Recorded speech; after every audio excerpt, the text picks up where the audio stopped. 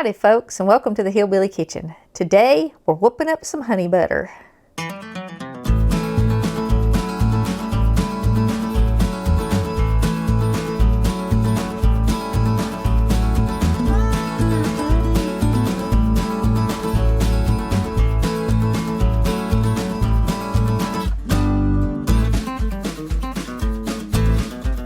Now all you need for honey butter is butter and honey. And I've got a cup of butter in here, which is 2 sticks. For every cup of butter, you need 1/4 cup of honey. And if you want to do just 1 stick, you need 2 tablespoons of honey for 1 stick of butter. You want to mix it for about 2 minutes and kind of fluff it up. And I just mashed that down in there with my spatula so that it didn't fling it all over the place when I started mixing it. And start this slow. After you've beat it for about a minute, scrape the sides of your bowl so that you get it off the sides, and you can whip all that a little bit. Okay, after you've whipped your butter for about 2 minutes and you've got it good and fluffy, or as fluffy as you want it, go ahead and add in your honey. And then you're going to scrape the sides of your bowl again, of course.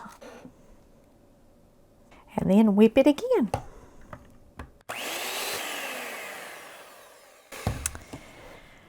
Now that's all there is to making honey butter.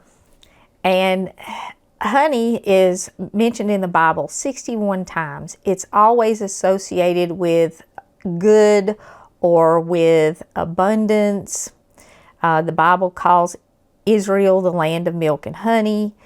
In Isaiah 7:14 and 15, 800 years before Jesus was born, it was prophesied. It says, "Behold, a virgin shall conceive and bear a son, and shall call his name Immanuel. Butter and honey shall he eat, that he may know to refuse evil and choose good." So Jesus also ate honey after his crucifixion and before his ascension. When he met with his disciples after his resurrection, they gave him honey to eat. And it's, like I said, it's mentioned 61 times in the Bible. It is always associated with good. When I was a little girl, I ate honey and butter on my biscuits. My granny had a cow. She always had tons of homemade butter. And my Uncle Luther, my cousin Denise's dad, I've talked about her before, he raised bees, so we always had plenty of butter and honey. And it was in the days before honey butter was a thing.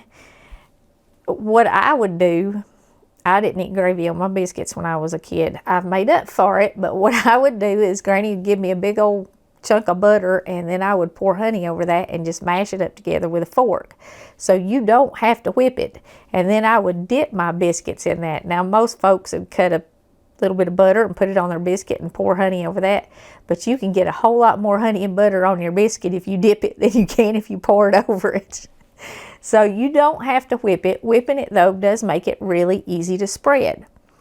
And this is good on all kinds of stuff. You can serve it on rolls, on biscuits, on waffles, on toast, on pancakes, bagels, just anything you can think of, you can use this on it. If it's a bread, you can pretty much put honey and butter on it. And you can have it at dinner or at breakfast, just whatever. You can put this on cornbread or cornbread muffins. It's really good for stuff like that. And you can add all kinds of stuff into it. And we're going to make some strawberry honey butter. Before we finish this, I'm going to take half of this out because it's just me here now.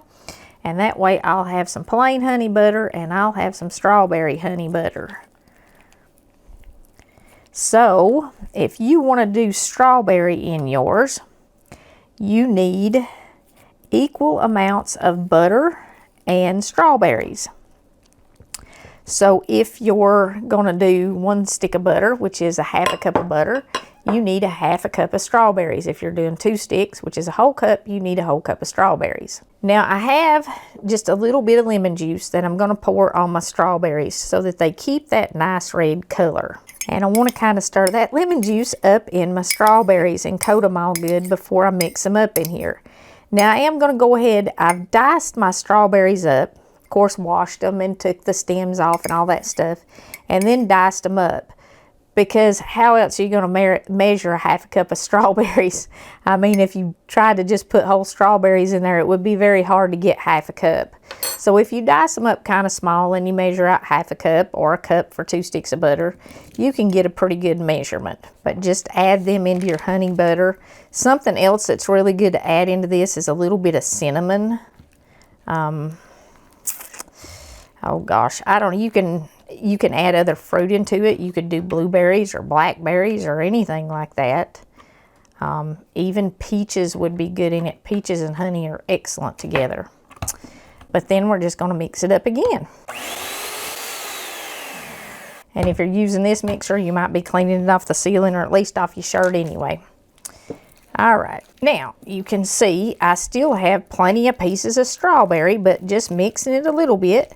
Got that pretty red color in my honey butter. And that's all there is to making strawberry honey butter. Or any other flavor you want to make. Any other fruit you want to add into it. Just dice up your fruit and about equal amounts of fruit and butter. Now, the regular honey butter will store in your refrigerator in an airtight container for weeks. If you put fruit in it, the fruit's going to tend to juice because of the sweetness and the sugar in the honey. So it's only going to last about a week. And if you store it in the refrigerator, you want to take it out a few minutes before you're going to use it so that it softens up and you can spread it. If you have fruit in it, you're also going to want to stir it up before you serve it if it's been in your refrigerator because of the juice in it. And that juice will mix right up in your whipped butter and it will taste just absolutely wonderful. Now I'm making the strawberry for Valentine's Day because it's here in just a couple of days. But this would also be really good for like Mother's Day or a ladies' breakfast or brunch at church or a brunch with your girls, you know, your friends, your family, whoever. And this would make a really cute gift for all the women in your life. If you want to give them something special on Valentine's Day or Mother's Day or even on Easter. And you can package it in the little mason jars, the little mason jelly jars. They're real cute for stuff like this. Or you can find these little teacups. This one here happens to have strawberries on it. And Melinda actually gave this to me at Christmas time with some butter in it. But you can find different kinds of little cups like this with lids on them if you look around in the variety stores and sometimes even the discount stores. They'll have little cups with lids on it. That's another cute way to gift it. If you want to give those people in your life a little something special, you know, little gifts are nice to get. They're nice to give and they're nice to receive. And this is a really good little gift. But like I said, for all this, your springtime gatherings, this strawberry honey butter is really good. Biscuits, waffles, toast, bagels, whatever. It just makes it special. And honey butter, you can put it on just about anything. I hope you will try some honey butter and maybe try some different flavors. It is good and it's good for you. There's all kinds of medicinal uses for honey. It's good for your allergies in the springtime and just all sorts of other stuff. And anything that the Bible says is good 61 times, we could use a little bit more of it in our life. Thank you so much for joining us in the Hillbilly Kitchen. If you haven't already, don't forget to click like and subscribe before you leave. And until next time, remember to put God first.